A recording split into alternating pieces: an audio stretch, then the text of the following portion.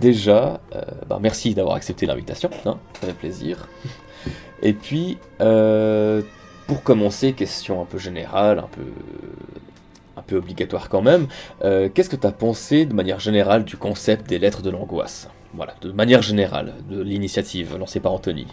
Ah bah, c'est une initiative très cool, c'est un bon concept qui a déjà fait ses preuves, honnêtement. Globalement, moi j'aime bien les films, les anthologies comme ça, vraiment les.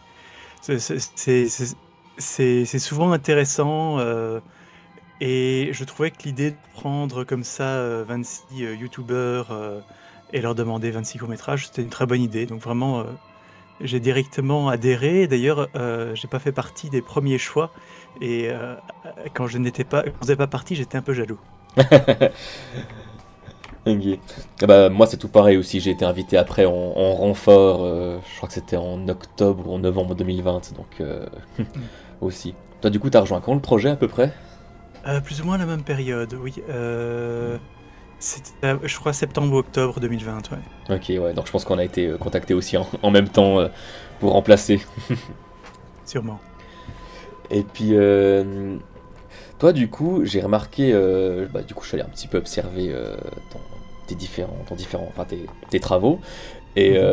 j'ai pu voir que ta chaîne YouTube, qui était ta chaîne personnelle avant, n'est plus du tout active, c'est bien ça? Ouais, non, non, honnêtement, je crois que la dernière vidéo doit dater d'il y a 1 an et demi ou 2 ans, et même Mhm, quand celle-là est sortie, ça faisait quelques années où il y avait une vidéo tous les 6 mois, quoi. Donc, mhm. ouais, c'est vrai que ma chaîne solo qui parlait à la base principalement de cinéma, eh ben, elle est un petit peu, elle s'est complètement essoufflée, et Mhm. je suis beaucoup moins dans le sujet du cinéma qu'avant. Ouais, ouais. C'est, c'est juste, tu t'es un peu lassé de ce que tu faisais, ou bien... Oui, il y a de ça, il y a chercher un format et vo- voir que beaucoup des trucs que je comptais faire avaient été faits par d'autres et peut-être Ok. mieux que ce que j'aurais pu le faire. Et puis vraiment, moi j'ai commencé YouTube il y a une dizaine d'années et c'était vraiment pas le même monde. Mhm, Et ouais. je suis très vite arrivé à un constat que si jamais tu veux que ça marche une chaîne YouTube, faut être constant, consistant, Ouais, régulier et même en fait faire du streaming, c'est ouais. pratiquement devenu obligatoire. Et ce sont toutes des choses qui ne me vont pas parce que je suis vraiment pas consistant. Mhm, Et faire du streaming, honnêtement, ça m'intéresse pas. Et vraiment, je me suis souvent embourbé dans plein de projets que mhm. j'ai promis de faire des choses, et puis je les ai pas fait, et ça m'a un petit peu gâché le truc, quoi. Ouais, ouais, je comprends. Mais effectivement, c'est vrai que maintenant, sur YouTube, on nous demande une régularité qui est d'être omniprésent, d'être tout le temps actif. Et Ouais. c'est très compliqué. Si on veut pouvoir percer là-dedans, c'est extrêmement compliqué. Puis comme tu dis, maintenant, le live, c'est devenu quasiment une obligation. Et comme toi, personnellement, je ne sens pas du tout dans l'idée de faire du live pour le moment, en tout cas. Ouais, tout à fait. Ouais. Et toi, du coup, là, le segment que tu as réalisé, c'était ta première fiction, c'est bien ça, si j'ai bien compris? C'est le premier vrai truc que j'ai fait, je pourrais appeler un court-métrage. Ouais. J'ai déjà fait des petites intros vidéo qui demandaient un petit peu de travail, des petits machins par-ci par-là, mais rien je pourrais vraiment dire. C'était c'est pas le premier que j'ai écrit, parce que j'en ai écrit précédemment, mais c'est le premier que j'ai réalisé. Donc oui, voilà, c'est la réponse. Ouais, ouais, ça marche. Et du coup, toi, t'as reçu la lettre B. Et comment t'as eu l'idée du coup de... Est-ce que t'as d'abord eu l'idée du titre, tu t'es dit, ah bah tiens, je préfère ça, et du coup, utiliser ça de cette manière, ou est-ce que t'as d'abord eu l'idée d'un concept, puis après tu t'es dit, ah tiens, ça joue avec ce titre-là.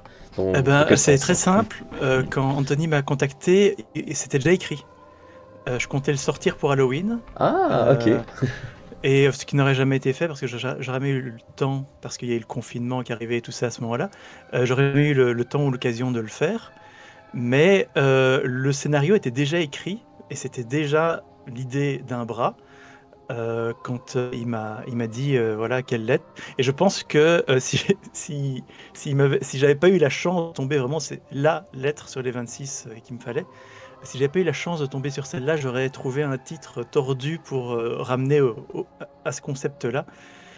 Euh, et donc, oui, voilà, j'ai vraiment eu du bol. Et donc, je n'ai pas écrit le scénario autour de la lettre. Ok, ok, ouais. Et d'ailleurs, bah justement, tu avais déjà l'idée de ce concept, et il me semble me souvenir que tu as dit le soir de la projection, tu m'arrêtes si, si je dis une connerie, il Ah, me semble vas-y. que tu as dit que si on n'a pas les moyens de montrer une créature, on la montre pas. Oui, Et du coup, ça va totalement dans cette perspective-là, ce que ça fait, c'est juste. oui, Mhm. tout à fait.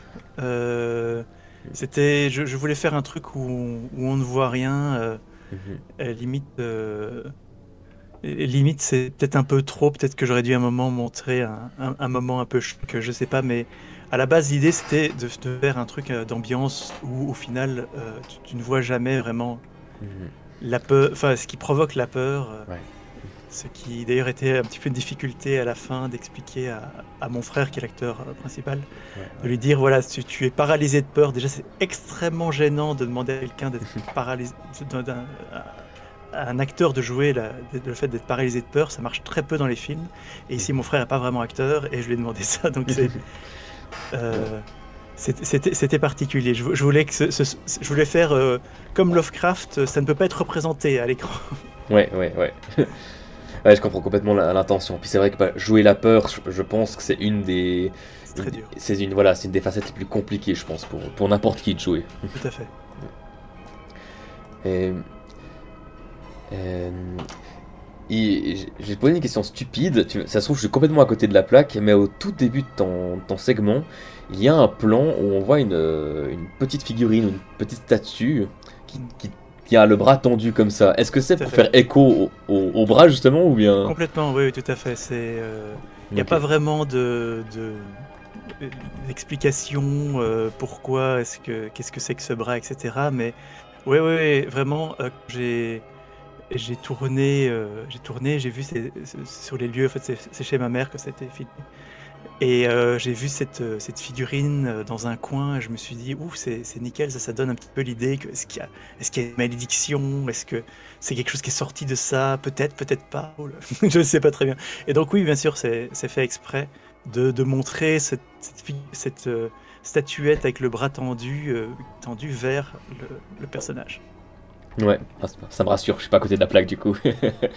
Et du coup, toi, ce premier exercice de fiction court-métrage, est-ce que ça t'a donné envie peut-être d'en refaire prochainement ou bien? Alors oui, honnêtement, je me suis bien amusé. J'en referais bien, mais à mon avis avec une vraie équipe, parce que ici c'était vraiment un truc. Déjà moi honnêtement je suis pas professionnel du tout. J'ai fait donc je suis content au final de ce que j'ai écrit et plutôt content de la façon dont je l'ai réalisé. C'était la première fois et honnêtement, après l'avoir revu, je me dis tiens, ça je ferais différemment, ça je ferais différemment, etc. Bien entendu, je crois que tout le monde fait ça. Euh, mais il y a eu des soucis. Je veux dire, je me suis propulsé en tant que caméraman, enfin chef opérateur, alors que je suis pas un bon caméraman. Pour les lumières, c'est vraiment pas.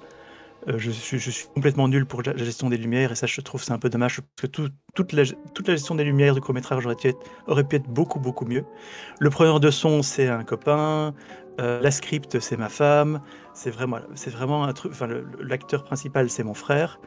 Il y a personne dans le projet qui était professionnel. Donc, je pense que si jamais je le referais, j'essaierais d'avoir un vrai caméraman, un vrai preneur de son, etc., etc. Et en fait, la seule personne qui était qui travaille dans le monde du cinéma, j'ai un pote qui m'a aidé, qui lui il fait surtout des clips, des trucs comme ça, mais il travaille vraiment dans le monde du cinéma et fait des tournages et tout. Et lui, il m'a beaucoup aidé pour le découpage du film. Et il devait beaucoup m'aider le jour même, sauf qu'il n'a pas pu venir parce que la veille, à 11h du soir, il m'a appelé pour me dire non, bah écoute, je suis contact Covid, donc dans le doute, je préfère pas venir. Ah mince, ouais. Et voilà, donc je pense que il aurait pu m'aider pour des trucs sur place, mais ouais. Et d'ailleurs, à noter que tout a été tourné en un week-end. Ok, ouais. Bah joli. Mais alors moi je trouve que niveau lumière, franchement, moi ça m'a, y a rien qui m'a choqué. Bah, et après c'est vrai que bah, de mon côté aussi j'ai tourné quelque chose, on était en équipe aussi très réduite parce que bah, Covid.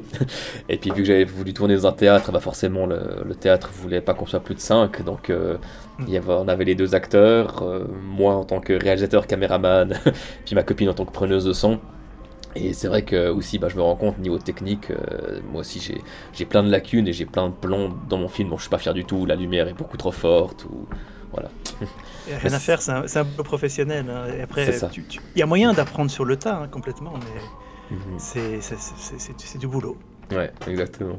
Et toi, du coup, ton segment, est-ce que tu as l'intention d'en faire autre chose, peut-être d'en faire un remake justement, ou bien de le proposer sur ta chaîne, enfin sur Alors, une des chaînes?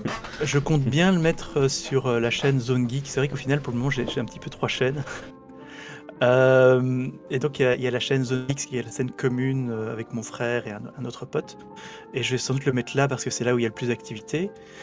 Et j'aimerais bien le mettre entre autres parce que quelque chose qui m'a embêté dans les demandes d'Anthony, c'est de retirer le titre d'intro. Parce que j'avais vraiment fait toute une petite animation. Enfin, c'est relativement simple, c'est vraiment le titre qui apparaît comme si on grillait les mots. Et ce que j'aimais surtout dans cette intro, c'est que il y a la musique qui est faite par un pote qui est lui un excellent musicien, qui était le preneur de son d'ailleurs, qui commence à mettre une ambiance. Et comme j'ai dû couper cette intro, je trouve que le tout démarre beaucoup trop vite. Et après, le générique de fin permet aussi de jouer sur cette musique. Et je trouve, donc je compte bien un moment, je vais voir avec Anthony, mais je compte bien un moment le mettre sur ma chaîne. Et j'hésite même en fait à choisir d'autres plans pour certaines scènes, d'après les critiques que j'ai reçues, mais ça c'est à voir. Je suis pas sûr que je vais faire, peut-être que je vais juste dire, ben voilà, ce film existe avec ses défauts, et voilà. Mhm. Ah bah, ça peut te rassurer, je crois que dans les pas mal de personnes que j'ai interviewées, on est pas mal à se dire pourquoi pas en refaire une version. Moi justement, j'avais vu beaucoup trop gros, et puis du coup j'ai dû couper plein de choses, et ça c'est moi. Je suis parti dans trop de dialogues, en des envolées lyriques. Et alors c'est vrai que du coup j'ai déjà monté une version longue, que je sais pas si j'en ferai quelque chose un jour, mais la version longue est montée, et c'est vrai qu'elle passe bah, du coup de 5 minutes à quasiment 9 minutes, donc Ah oui, c'est beaucoup plus. c'est beaucoup plus. Euh, et toi, du coup, le jour de la projection, comment est-ce que tu as trouvé les... Enfin, qu'est-ce que tu as fait de voir ton film comme ça projeté dans la salle de cinéma avec les retours du public en direct, qu'est-ce que tu as fait comme sensation? Bon, alors, basiquement, c'est quand même très cool d'être dans une salle de cinéma et de voir ce que tu as créé à l'écran. Je veux dire, c'est la première fois que je vis ça. Je sais pas si il y a de bonnes chances, honnêtement, que ce soit la dernière. Alors, je vais quand même avouer, donc mon court-métrage a des côtés décalés. Il y a des moments qui sont faits pour rire, mais il y a des moments où il y a des gens qui ont ri dans la salle et où ça m'a un petit peu crispé parce que il y a des moments où c'était pas vraiment l'intention de rire, même si je comprends, je prends la critique, je vois l'aspect. Le meilleur mot que j'ai trouvé, c'est grotesque de certaines scènes, de certains plans. Et je dis pas grotesque dans un sens forcément négatif, mais et donc il y a des scènes qui sont faites pour rire, mais vraiment, basiquement, quand je le montre en général autour de moi à des amis qui sont pas forcément dans le monde du cinéma, ils le prennent très différemment et ça passe beaucoup plus premier degré. Parce que euh, il y a beaucoup de gens qui ont pris mon court-métrage en second degré et je vois complètement cette lecture-là. J'ai envie alors ce que je dirais monstrueusement prétentieux, mais j'ai envie de comparer ça un petit peu au premier Evil Dead, où il y a moyen de le prendre vraiment premier degré horreur, et il y a moyen de le prendre en fait presque nanardesque. Ouais. Et comme je suis un grand fan de Sam Raimi, c'est une comparaison que j'aime bien faire. Ouais, je comprends complètement. Et c'est vrai qu'il y a aussi une différence. Je trouve que dans la salle de cinéma, il y a une effervescence, et je trouve que les choses sont souvent interprétées différemment aussi, mine de rien. Il y a des attentes. Je veux dire, les gens qui sont là sont des fans de films d'horreur.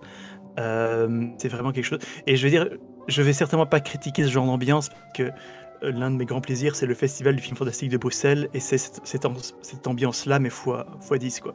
Où tout le monde crie, hurle, rit, voilà. Ouais, ouais. Et c'est vrai qu'en plus, bah, t'étais du coup le deuxième, puis t'es Ouais. passé juste après celui d'Alexandre Amignan, Qui est lui, excellent. qui est excellent. En fait, quand il a débarqué, il a mis la barre tellement haut. À fond, vraiment, vraiment. Je me suis mordu les lèvres quand j'ai vu ça. Je me suis dit, merde. En plus, il ressemble au mien. Et en plus, je veux dire, t'as un petit peu la même ambiance de quelqu'un seul. C'est un classique, hein, mais quelqu'un seul qui a une apparition dans sa maison. Et il ressemble au mien un petit peu dans l'ambiance et en beaucoup mieux fait, il n'y a rien à faire. D'ailleurs, à noter, petite anecdote, c'est que à la base, mon personnage qui regarde au début du film un truc sur son ordinateur, il regardait la Nuit des Morts Vivants aussi. Ah, ok, ouais. Parce que c'est facile, parce que c'est libre de droit et c'est un classique. Mhm. Mais pour finir, je me suis dit, il faut un truc plus décalé, vraiment le machin complètement stupide que tu regardes à la fin d'une soirée quand t'es sous devant ton ordinateur. Et donc j'ai changé ça, mais les premières prises qui ont été faites étaient devant la Nuit des Morts Vivants. Et heureusement que j'ai pas gardé ça parce que le parallèle aurait été horrible. Ah, c'est vrai que ça aurait vraiment été le même commencement en fait, ça, avec celui Ouais. du premier. C'est fou ça. Tout à fait. Ouais. Et d'ailleurs, ça m'a fait très rire quand j'ai vu les vidéos avec Wingardium Leviosa, parce que je la connaissais déjà, mais je l'avais revue le soir d'avant. Donc, Ah oui, donc c'est marrant. ça m'a fait tilt aussi. Et bah, vu qu'on parle de celui d'Alexandre Amignan, toi, parmi les 26 courts-métrages, c'est lequel ou lesquels t'es préféré? Alors déjà, oui, je risque de pas retrouver les noms des réalisateurs parce que souvent déjà j'ai une très très mauvaise mémoire des noms de base, mais en plus il y en a beaucoup que je ne connais pas forcément très bien pour le même raison que je suis relativement peu le YouTube francophone. Moi je suis beaucoup plus le YouTube anglophone. Mais donc ouais, déjà le premier vraiment vraiment très bien. Celui d'animation, le film Ouais. d'animation, Ouais, vraiment, il ouais. n'y a pas photo, je veux dire, Il est t'es fabuleux. là, t'as un niveau quand même. Mhm. C'est excellent. Il y en a un assez simple, mais que j'ai trouvé qui marchait très bien, c'était celui sur la paralysie du sommeil. Ouais, ouais. Attends, c'était pas le D? C'était le D, je crois que c'était le D, ouais, la paralysie du C'était le sommeil. D. Ouais. Je sais plus c'était quoi le titre exact. Dream Over, je crois que c'était Dream Over. Ouais. il me semble. J'ai bien aimé celui qui était quand même aussi assez décalé, et lui qui était vraiment... j'ai trouvé que l'ambiance marchait bien de Az, Oui. Az l'épouvantail. J'ai trouvé que vraiment t'avais ce côté très, très, très clownesque, très cliché, qui au final est très assumé, c'est ça qui marche, qui était très cool. Et alors je suis sûr que qu'il y en a quelques-uns que j'ai adoré sur le moment et qui me reviennent pas à l'esprit. Oui, il y en a eu beaucoup. Il y en a eu quand même sur le 26 qui moment. ont passé, donc ouais, on se rappelle pas de tous, c'est normal. Voilà. Ouais, et s'il y en a qui me reviennent plus tard, je les sortirai. Mais c'est vrai qu'il y en a qui étaient clairement avec beaucoup plus pros, déjà. Il y en avait en fait, vraiment, vraiment, vraiment, la barre était beaucoup plus haut que ce à quoi je m'attendais. Je me suis dit, 26 youtubeurs, ça va être relativement un petit peu truc fait chez soi. Ah, d'ailleurs, en parlant de trucs fait chez toi tout seul, celui de Sans Pseudo, donc c'était Hanté, qui reprenait aussi un petit peu les mêmes genres de clichés, mais j'ai trouvé très impressionnant dans le fait qu'il a tout fait tout seul, et il y avait quelques plans qui étaient vraiment, vraiment chouettes et vraiment ingénieux. Euh, et vraiment, la barre était beaucoup plus haut que ce à quoi je m'attendais. Je m'attendais à des trucs équivalents des intros des vidéos YouTube qui sont souvent pas très bien. Et en fait, non. Au final, j'ai déjà vu des anthologies projetées en salle qui étaient moins bien réalisées que ça. Ok, ouais, ouais. Bah, c'est vrai que certains, ils avaient justement des équipes complètes de professionnels et qui ont fait des formations dans ce domaine. Et c'est vrai qu'on voit la différence. Moi, quand je compare aussi mon travail justement à ces personnes-là, bah, on revient sur celui d'Alexandre Amignan qui, quand il a débarqué comme ça en premier, il a mis la barre tellement haut. Ça a mis une claque, ouais. Ah, c'est clair. Ouais, ouais. Du coup, toi, ouais, maintenant, là, j'ai vu que tu avais en tout 3 chaînes YouTube, justement. Donc, ta chaîne perso qui parlait de cinéma, qui est un peu à l'abandon pour le moment, si c'est Ouais, bien ouais, ça. ouais.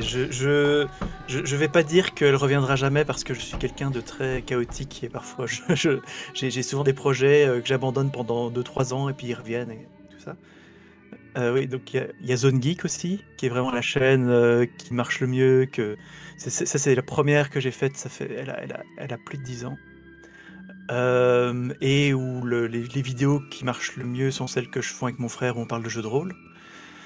Euh, et j'ai lancé il y a pas longtemps une troisième chaîne qui s'appelle Gobelin Moqueur, où là je fais des contes. Des contes. J'aime pas, en fait, je sais jamais très bien quel terme utiliser parce que j'aime pas le terme conte de fées. Parce que ça donne un petit peu l'impression directement enfantin.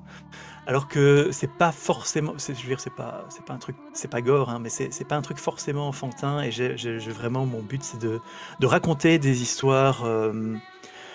Euh, de, des mythes, des légendes, j'adore les contes celtiques, vraiment l'histoire de Corrigan, de lutins qui vont te piéger, de gnomes scandinaves, de trolls. Et c'est vraiment, j'essaie de faire un travail un petit peu de conteur Mhm. qui est encore un petit peu amélioré, mais je prends mon pied avec ça. Et voilà, ça c'est la troisième chaîne qui est toute récente. Ouais, bah, justement, je l'ai vu passer l'autre jour, et puis bah, moi, c'est un concept que j'adore, que j'ai vraiment beaucoup aimé. Et justement, je voulais te demander, est-ce que ces contes, est-ce que c'est toi qui les écris, ou est-ce que c'est des contes qui existent, et puis ou bien tu t'en inspires Alors, presque tous, ce sont des contes que je lis ou que j'ai entendus et les réécrits à ma façon. Déjà, comme ça, je suis certain qu'il n'y a pas de problème de droit d'auteur. Euh, Ici, il y en a un que j'ai repris tel quel pour Noël. Euh, et sinon, tous les autres, il y en a quelques-uns qui sont 100% de ma création. Mais la plupart, ce sont des contes que je lis. J'ai des dizaines de livres de contes. Et quand il y en a un qui me plaît, je le réécris à ma façon. Je change un petit peu parfois pour que ce soit parfois un petit peu plus moderne, j'ai envie de dire. Genre, il y a beaucoup de contes. Je lis beaucoup de contes russes pour le moment et ils sont extrêmement bruts. Et donc, il faut un petit peu leur redonner. Pour qu'ils soient intéressants à écouter, il faut un petit peu leur redonner une patte beaucoup plus lyrique. Euh, et je les réécris, parfois je change des petits éléments, ou par exemple j'en ai un qui est prévu autour des mille et une nuits, et les mille et une nuits c'est très difficile à réadapter parce que c'est des contes dans des contes dans des contes, et t'as des boîtes dans des boîtes avec des gens qui interviennent, et puis souvent c'est très trash les histoires, et donc je réinterprète, mais ce sont presque tous des contes existants. Ok, ok, ok. Mais alors, justement, ça m'a beaucoup intéressé parce que on va venir au sujet dont je voulais te parler plus tôt, une passion commune, qui est en fait celle du jeu de rôle. Parce que dès que j'ai vu l'émission au coin du D20, je me suis dit ah, on a quelque chose en commun. Parce qu'effectivement Ouais. aussi, je fais beaucoup de jeux de rôle. Alors, j'ai pas testé beaucoup de jeux de rôle. On fait des longues campagnes sur les mêmes systèmes depuis pas mal d'années avec des potes aussi. Et aussi, moi à côté, j'ai créé mon univers avec un système des 20, etc. Et aussi, pendant un moment, j'avais l'idée de me dire, ah bah tiens, est-ce que je ferais une chaîne YouTube où je présente cet univers, où justement, est-ce que j'en fais des contes ou des musiques ou ce genre de choses. Donc c'est vrai que moi, cette approche de conte que tu proposes, là, je l'aimais beaucoup, en tout cas, c'est très agréable à écouter. Merci. C'est le, c'est le but. Pour le moment, c'est vraiment une chaîne naissante, mais j'espère que à un moment, les gens s'amuseront. Pardon, c'est trop court pour vraiment faire ça, mais j'espère qu'à un moment, les gens s'amuseront à vraiment juste mettre ça en fond quand il y aura quelques heures de, de vidéo, en fait. Parce que pour le moment, ils font en général entre 4 et 6 minutes. Donc, et il y a 7 vidéos. Et donc, c'est trop court pour le moment pour que ça donne cet effet-là, mais j'espère que ça sera écoutable. Mhm, ouais. Mais c'est vrai que c'est aussi un peu une suite logique, j'ai envie de dire, entre guillemets, au JDR, parce qu'il y a l'aspect compteur qu'on est Ouais, maître du ouais, tout à jeu. fait. Et toi, Tout du à fait, coup, oui. dans le JDR, est-ce que tu préfères être maître du jeu ou joueur? Après, Les deux. on Vraiment, est vraiment. d'accord. Je peux pas, vraiment, je peux pas choisir. Mm. J'ai beaucoup tendance dans mon groupe de potes à être le maître de jeu attitré. Ça fait 6 ou 7 ans que mon frère et moi, on se passe la balle pour être maître de jeu, maître de jeu, maître de jeu. Et il y a des moments où je dis à mes autres potes, mais faites maître de jeu, j'aimerais bien être autour d'une table avec mon frère en tant que joueur, ça peut être cool.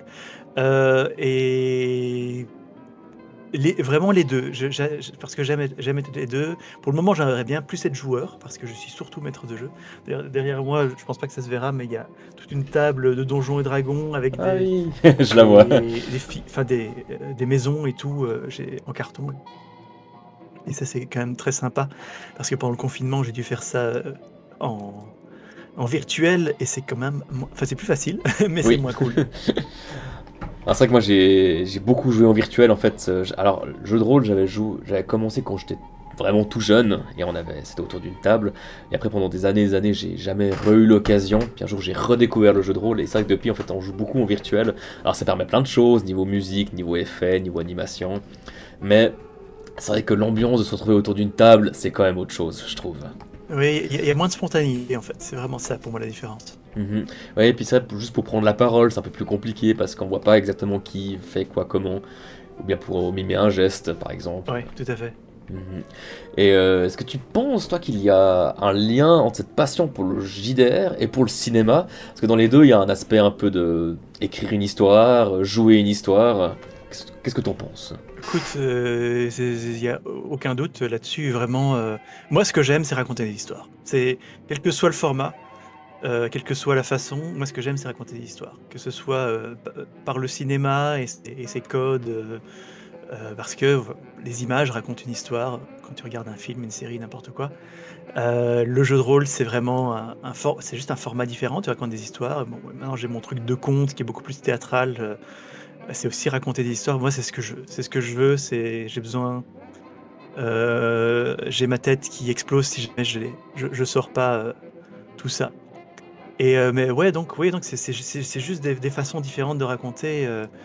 Et il y a moyen même de faire vraiment des, des trucs très construits autour du jeu de rôle. Moi, un de mes grands coups de cœur des dernières années, c'est un podcast en anglais qui s'appelle Dungeons and Daddies, qui sont l'histoire, ce sont quatre pères qui vont amener donc c'est en anglais, ce sont des Américains qui font ça.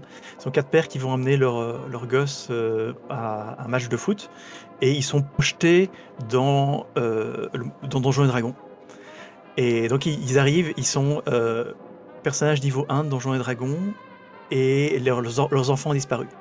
Et toute l'histoire, c'est eux qui doivent retrouver. Et t'as vraiment ce côté vraiment très conte commun entre tout le monde crée l'histoire, et le fait que un jet de dés peut complètement dévier ce qui était pourtant quelque chose de très attendu. Enfin, le jeu de rôle permet une narration très différente du cinéma, mais qui est très intéressante parce que beaucoup plus chaotique Mhm. et assez créative en un sens. Ouais, c'est sûr, ouais. C'est vrai il y a cet aspect où n'importe qui autour de la table peut apporter tout un pan de scénario qui était inattendu à la base. Ouais. Et des fois, on arrive à des choses qui sont totalement improvisées, mais qui marquent complètement. Tout à fait. Mhm. Toi, t'as des instants comme ça de JDR qui t'ont marqué, qui a été très intense, ou bien. Oui, j'en ai fait une émission, parce que les histoires au coin des 20, ce n'est que ça, ce sont que nos histoires les plus marquantes. Et d'ailleurs, la dernière émission qu'on a fait pour la convention Roll Event, c'était un petit peu le pur jus du pur jus, où on racontait un petit peu nos moments les plus marquants. Et je crois que tu as plein de moments, les combats au dernier point de vie, toujours glorieux. Et en fait, quelque chose qui arrive très rarement en jeu de rôle et qui était génial, c'était un jeu de rôle où mon frère, qui était le jeu, a réussi à vraiment faire une fin. Et ça arrive, tous les personnages arrivent à leur fin. Et ça, c'est très difficile à faire, c'est très rare. Mhm. Ça, c'est beau. Ouais. Ah, c'est vrai que nous, on est sur 3 campagnes là en même temps, des campagnes très longues. Et on n'est pas encore arrivé au bout d'une seule, mais ça fait 5 ans maintenant qu'on s'y remet quasiment une fois par semaine. Et c'est vrai que du coup, la fin d'une longue histoire, je connais pas encore ce que c'est. Mais vu tout ce qu'on peut vivre au cours d'une aventure, ça risque d'être intense niveau émotion, je pense. Il y a moyen. Ouais. Et, du coup, dans un autre contexte, toi, au niveau YouTube, qu'est-ce que tu penses de la plateforme dans son état actuel, de comment elle évolue Alors, YouTube, comment Sujet vaste et sensible. Alors, basiquement, pour moi, c'est juste un outil pour arriver à une fin. Mais dans la pratique, c'est pas du tout ça. C'est complètement faux de penser comme ça. Parce que le fait que les gens. Une fois que tu veux. J'ai jamais voulu penser à YouTube comme quelque chose de professionnel. Jamais. Parce que une fois que tu mets ton doigt là-dedans, tu dois commencer à te restreindre sur certaines choses. Tu dois penser comment l'algorithme va le prendre, qu'est-ce que je peux dire, qu'est-ce qui va passer, qu'est-ce que je dois mettre comme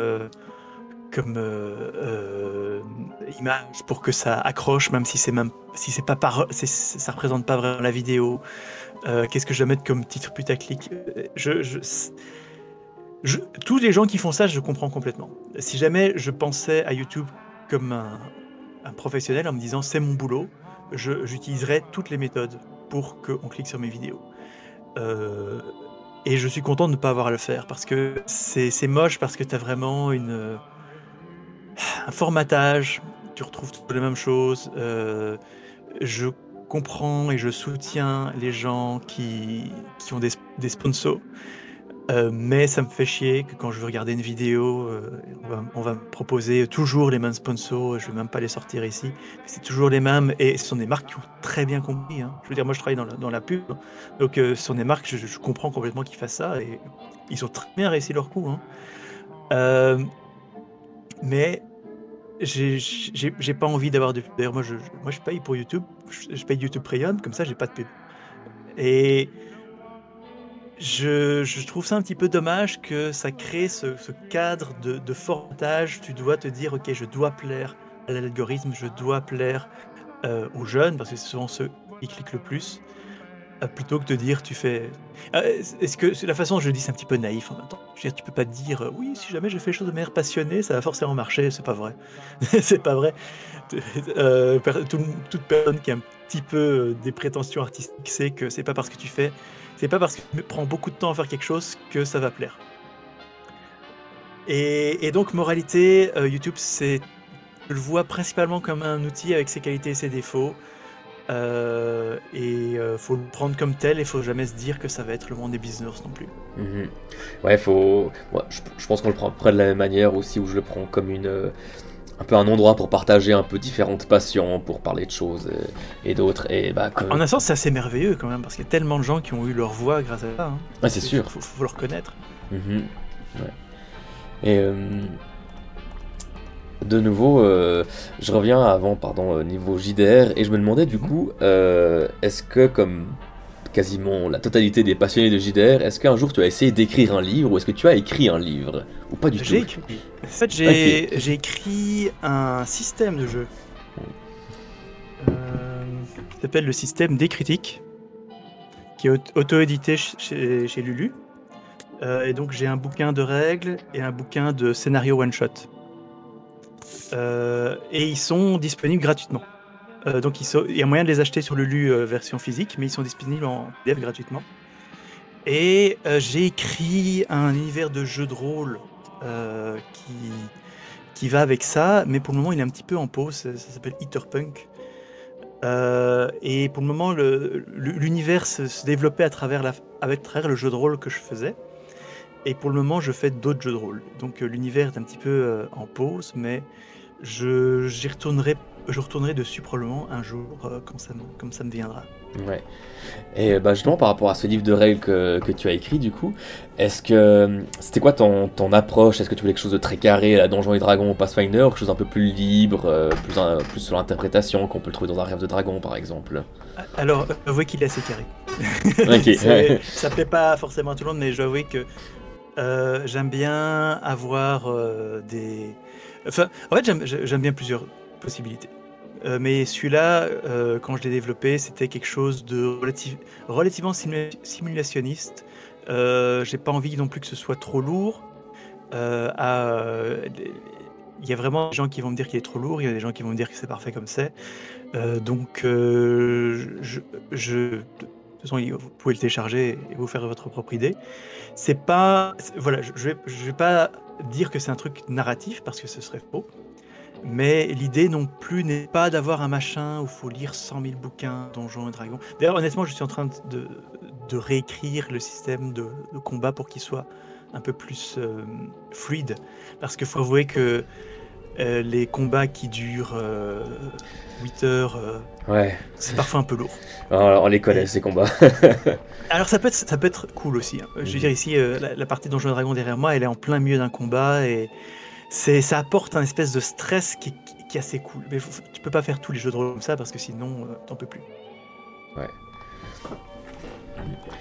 Euh, et du coup, alors, pour revenir au domaine du cinéma, est-ce que tu as eu un... Enfin, c'est quoi les films qui ont eu un impact sur toi, autant dans ta vie, de manière générale, dans ta vie personnelle, ou qui se sont dit, waouh, le cinéma c'est fantastique. Oui, il y en a eu beaucoup. Je pense bien. Il y a une époque où j'avais fait une vidéo qui était mon top 30 de films, mais je l'ai retiré parce que un top ça change tout le temps et à un moment j'ai changé de chaîne et je me suis dit ça correspond même plus. En fait, vraiment le film que je peux regarder en boucle, que j'ad- qui, je l'adore tellement, c'est The Big Lebowski, les frères Cohen. J'adore le ton. En fait, vraiment, c'est quelque chose dont je pourrais jamais me détacher dans tout ce que je fais. En narration, même si j'essaye d'être vraiment sérieux, il y aura toujours un côté décalé. Et ça, c'est un petit peu. Il y a les frères Cohen qui ont complètement ça. Même quand ils essayent d'être sérieux, il y a toujours ce côté un petit peu décalé dans leur histoire. Sam Raimi, il a ça aussi. Euh, et euh, si je veux lancer des noms de réalisateurs, Edgar Wright, je crois que c'est mon numéro 1. Ouais, ouais, ouais. Mais ça, c'est vraiment je sais pas si jamais j'oserais jamais faire cet aspect ultra control freak de la réalisation, euh, comme Edgar le fait, Peter Jackson aussi, mon chouchou, je te salue. Euh, donc moralité, ouais, donc The Big Lebowski, c'est un film qui me fait triper pour ses dialogues, pour ses personnages. J'adore cet aspect où t'as cette impression, en fait c'est ultra travaillé, mais t'as cette impression qu'en fait t'as juste à balancer des personnages dans un étang et ils créent leur histoire eux-mêmes. J'adore aussi l'animation. Il y a plein de films d'animation. Bon, Miyazaki, facile, hein. Je suis ultra méga fan de Miyazaki. Princesse Mononoke, principalement. Dans l'animation, il y a Tom Moore, pour le moment, le Peuple Loup, Brennan et le secret de Kells, ce chant de la mer, waouh.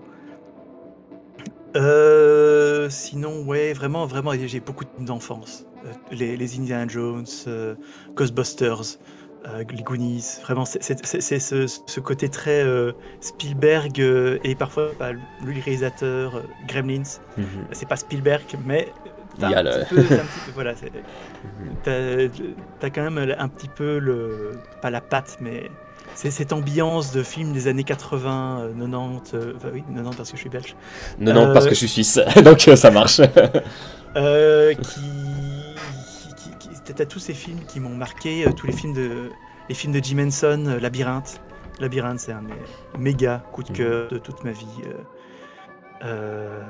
Dark Crystal, évidemment, aussi. Voilà, je pense que j'en ai cité pas mal, je pourrais en trouver bien d'autres. Les vieux films d'horreur, les films d'horreur Universal des années 30-40, j'adore aussi. Frankenstein, le 33, le loup-garou. Metro City, voilà, je sais même plus où Ouais. je vais, mais il y en a plein, Ouais, non, il y a tellement de ces œuvres qui nous marquent. T'as dit Peter Jackson, c'était pour Le Seigneur des Anneaux ou bien c'était pour autre chose? Alors, je le connaissais bien avant le Seigneur des Anneaux. D'ailleurs, je me souviens très bien de cette époque où je me disais, où les magazines disaient, oui, bientôt les films Seigneur des Anneaux réalisés par Peter Jackson. Et j'étais là, Mais pourquoi? le gars de Baptiste. Exactement. J'adore Brain Dead et Baptiste, mais Quel est le rapport? Seigneur des Anneaux, vraiment, vraiment. Et finalement... Et pour finir, voilà, vraiment, il a très bien fait ça. Mhm. Et dans l'autre sens, est-ce qu'il y a des films que tu détestes? Ou un film en particulier où tu te dis, il fallait pas que ça existe, c'est vraiment terrible? Y a- j'ai une époque rageuse. J'ai une époque où j'aimais. En fait, maintenant, honnêtement, même les mauvais films, aujourd'hui, j'arrive à voir la beauté. Quitte à les voir comme des nanars. Il y a certains de mes films préférés sont des purs nanars. Par exemple, Hurlement 2. Il est pourri, c'est un nanar merveilleux. Comment s'appelle ce film déjà avec Travolta? Battlefield Earth. Ah oui, oui. Horrible. Il est horrible. Mais en fait, il est drôle. Ouais. Dans le genre nanar à gros budget. Il y a des films qui m'ont fait râler à la sortie du cinéma. En fait, au final, ce ne sont pas des mauvais films. Mais ce sont des films où j'avais telles attentes que quand je les ai vus, j'ai râlé. Par exemple, il y a Avatar de James Cameron. Je suis sorti de la salle, je me suis dit, ouais, le scénario était pourri. Et en fait, quand je l'ai revu, je me suis dit, bah non, en fait, allez, c'est quand même un très bon spectacle. Même si il joue trop sur les clichés scénaristiques. J'ai eu la même chose avec Indiana Jones 4, qui a quand même en fait, qui a quelques scènes très cool, mais qui est... Ouais, voilà, ouais. c'est en tant que fan, je peux pas. Ouais. C'est vrai que moi, dans Indiana Jones 4, toute l'histoire qui est des aliens, moi ça me dérange pas. En fait, le seul truc qui me dérange vraiment, c'est qu'à la fin, on voit l'alien à soucoupe volante. En fait, Ouais, ce serait resté flou, on aurait pu interpréter. Alors j'ai 100% dit ça à la sortie du film, mais aujourd'hui je me dis, ouais, mais t'as tout. En fait, chaque Indiana Jones, à la fin, c'est quand même une grosse scène choc surnaturelle. Donc au final, ça va dans le. Je vais être beaucoup plus critique sur toute la scène de poursuite où ils sont sur une Jeep et il y a Shia LaBeouf qui va avec des seins. C'est juste. En fait, c'est juste. Je m'en fous qu'elle soit over the top, qu'elle soit exagérée. C'est juste qu'elle ressemble à rien. Elle est juste moche et donc j'ai aucun problème. En fait, moi, j'adore justement les trucs quand ça part, ça va dans la surexagération. D'ailleurs, ceux qui ont vu mon court-métrage le verront. Ça me dérange pas que ça aille dans la surexagération, mais il faut juste que ça te claque un petit peu quand même et que ce soit pas juste des fonds verts mal foutus. Ouais. Bah, au moins que le spectacle qu'on nous propose, comme Avatar, au moins qu'il soit beau, quoi, qu'il ait de la gueule. Voilà, il faut du spectacle. C'est ça. Et c'est vrai que maintenant que tu en reparles de cette course-poursuite avec la Jeep d'un côté et les lianes de l'autre, je me rappelle que les fonds verts sont dégueulasses. C'est juste, c'est ça, il me semble. Ouais. Et puis en tant que vieux fan de Star Wars, à l'époque de la sortie de la prélogie, j'ai pas mal ragé comme tout le monde, mais j'en suis un petit peu revenu et j'ai fait quelques vidéos là-dessus. Si vous voulez avoir mon avis de manière plus correcte, je vous conseille d'aller voir ces vidéos-là. Ouais.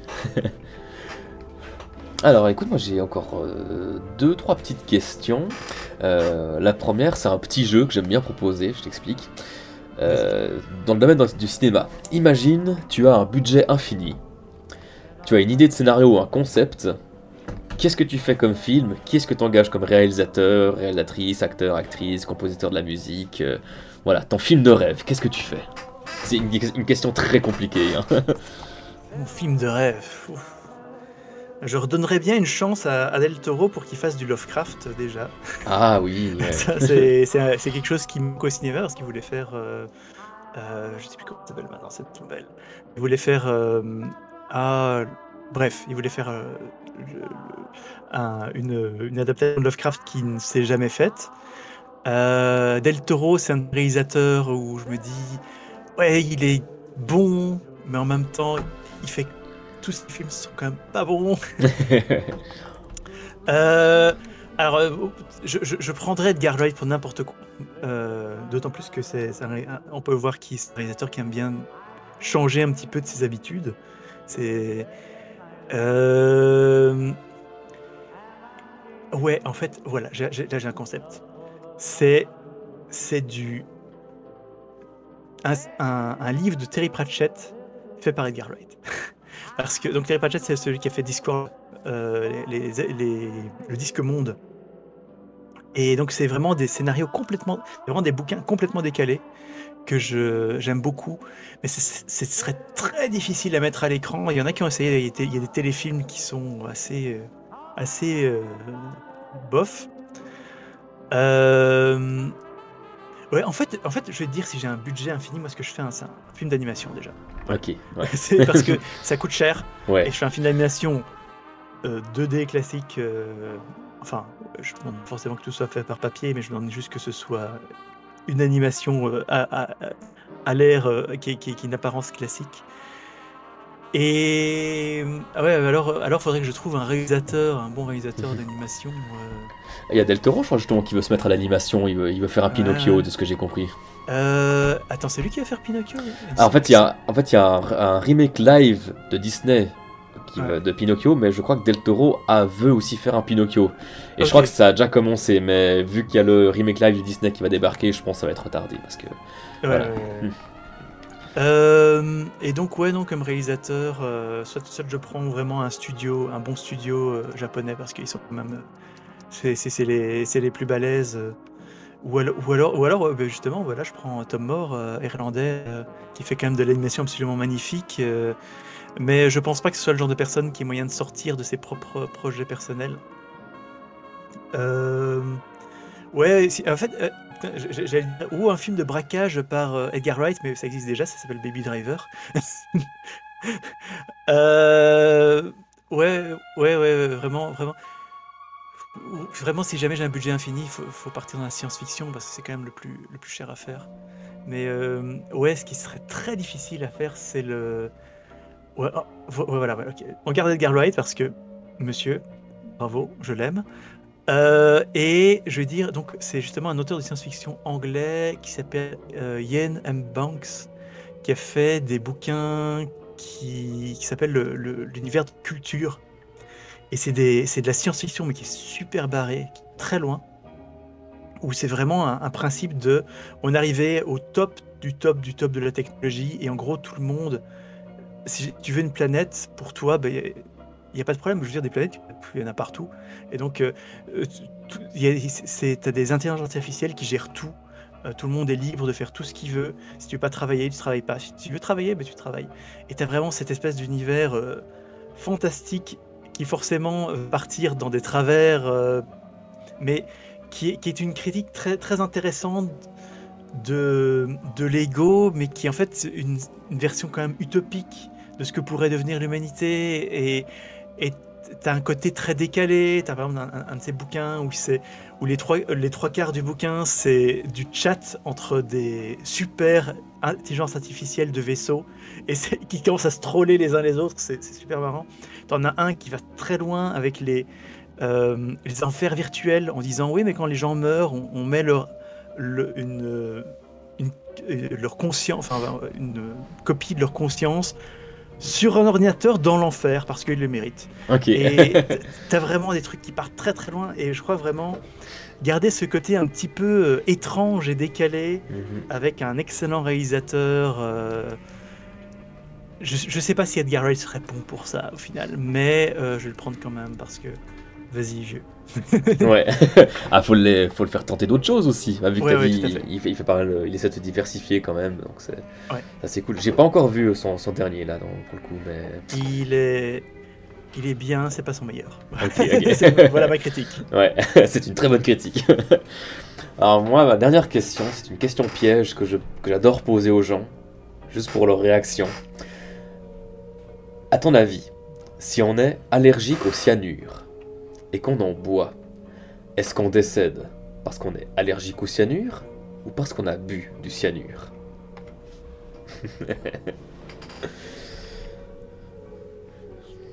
Pardon. C'est- Ça dépend si tu vas faire 2 jets de constitution et ça dépend lequel tu rates. Merci, j'accepte cette réponse, je l'accepte.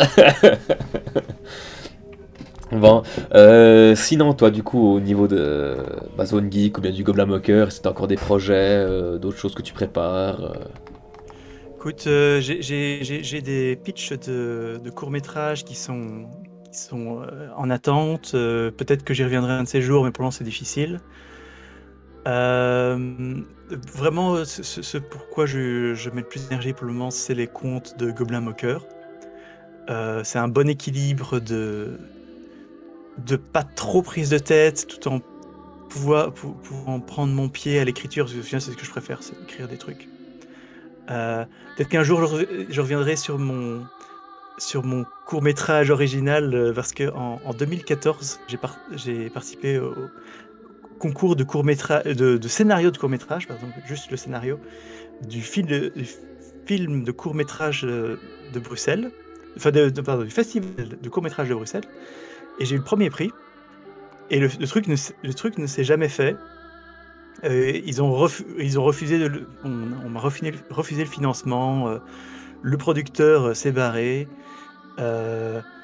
et pour le moment, c'est très difficile parce que je veux dire, j'ai un boulot à plein temps, quoi, et donc c'est très difficile de vraiment partir dans des projets artistiques. Mais peut-être qu'un de ces jours, je reviendrai sur ce scénario un petit peu gangster, Guy Ritchie décalé, parce que tout ce que je fais est décalé de toute façon. Peut-être que je reviendrai là-dessus, mais voilà, l'immédiat, je vais continuer les histoires au coin des 20, qui sont donc à nouveau compter avec mon frère nos parties de jeux de rôle, le meilleur moment de jeu de rôle, parce que c'est quelque chose qui plaît. J'ai un public merveilleux à ce niveau-là. On a plein de gens qui sont super. En fait, on n'a pas un grand public, mais on a quelques milliers de fans super accrochés qui nous envoient tout leur amour à chaque fois qu'on sort une vidéo.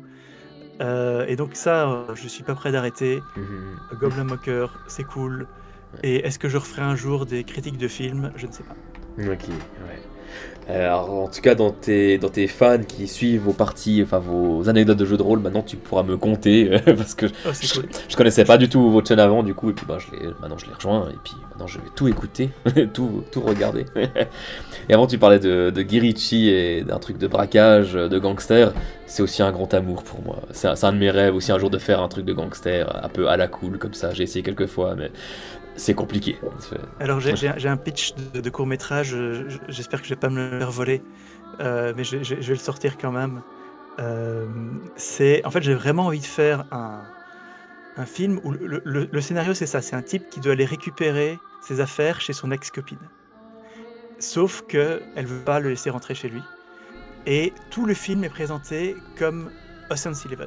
C'est vraiment un film de braquage où il va créer son équipe, il va embrigader la meilleure amie de son ex et tout, et donc vraiment reprendre ces codes complètement clichés des films de braquage, surtout des Oceans, sauf que c'est pour une raison un petit peu puérile. Ouais, j'adore l'idée, c'est génial. Et j'aimerais bien le faire celui-là. Bah écoute, très bien. Toi, les lettres de l'angoisse, est-ce que tu en ressors du positif de toute cette expérience? Est-ce que tu es content? Oui, bah déjà, honnêtement, si... Me connaissant, parce que je suis quand même un foireux, si j'avais pas eu cette motivation supplémentaire, si ça se trouve, j'aurais abandonné mon court-métrage. Je l'aurais écrit, je l'aurais pas fait, parce que ça m'arrive souvent d'écrire des trucs, de pas les faire. Et donc ça a été une motivation supplémentaire, c'est cool, vraiment on s'est bien amusé. Je me suis bien amusé à le faire, je vois ça comme un enseignement, parce que je vois des erreurs flagrantes que j'ai faites, d'ailleurs qui ne sont jamais les choses sur lesquelles on me critique. C'est marrant, donc je suis le seul à les voir, donc en un sens c'est peut-être mieux. Et vraiment c'était un chouette projet, la projection était cool. Et ouais, non, je serais prêt à le refaire en mieux. Ouais. Mais ça, l'important, c'est de s'amuser quand tu crées quelque chose, c'est de prendre du plaisir, c'est le principal. Tout à fait. Il faut toujours d'abord le faire pour soi. Et si après ça plaît aux autres, tant mieux. Mais si ça plaît pas aux autres, au moins toi, tu t'es fait plaisir. Et non, mais vraiment, à nouveau, le niveau était beaucoup plus haut que ce que je pensais. Et les 26 courts-métrages, ils valent tous quelque chose à leur façon. Et il y en a quelques-uns qui sont vraiment bien. Je suis d'accord. Bon, écoute, je te remercie beaucoup pour cette petite interview. J'espère que ça t'aura plu. Ouais, c'est trop cool. J'aime parler de moi, donc... Ça marche. Bah, du coup, je vais gentiment te laisser, si ça te va. Pas de problème. On va reprendre le cours normal de la soirée. C'est ça, exactement. Ça marche. Je te remercie encore. Puis, à une toute prochaine sur les internets. Nous croiserons-nous peut-être. Et autres. Bien. Ça marche. Allez, alors à tout bientôt. Merci. Oui, salut. Ciao.